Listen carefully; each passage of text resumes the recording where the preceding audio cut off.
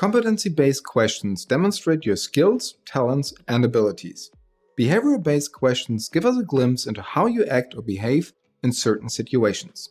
We learn more about your ability to cope under pressure, how you react to obstacles or the unexpected, and your leadership style. Behavioral questions might include: tell me about a time you failed. Describe a time when you had to persuade someone to see things your way. Tell me about a difficult decision you had to make in the last 12 months. Imagine a key employee leaves the company just before a crucial project deadline. What would you do? Let's take a look at how you could answer a couple of these. Again, don't forget to tailor these to the requirements of the position and the challenges you believe the organization is facing.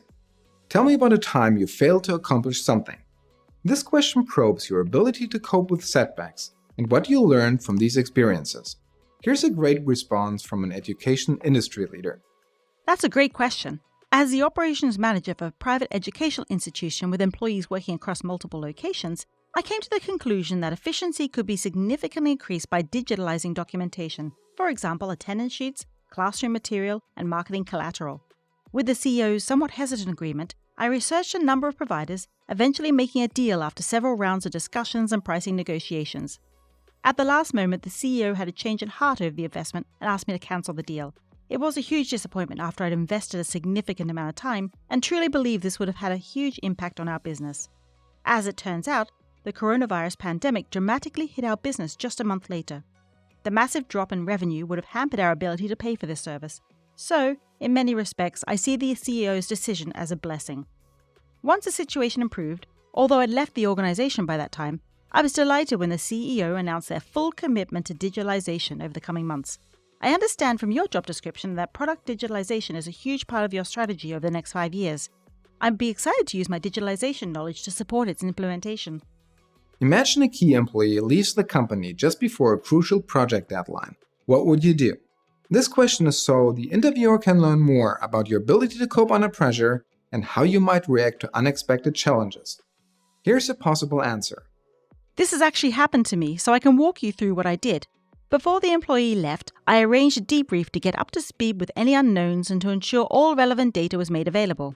I identified another team member to take over their responsibilities prior to departure, so they were able to sit in on the debrief and ask questions. While I was, in theory, a project supervisor, I pitched in and helped finalize the remaining loose ends.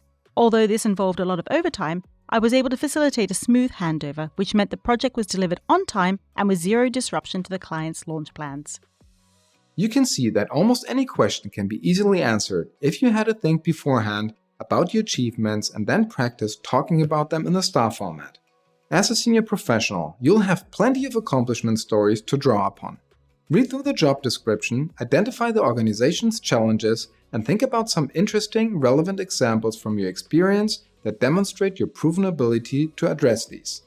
And always remember, if you are well prepared, your confidence will increase massively and you can focus all your energy on being the best version of yourself in the interview.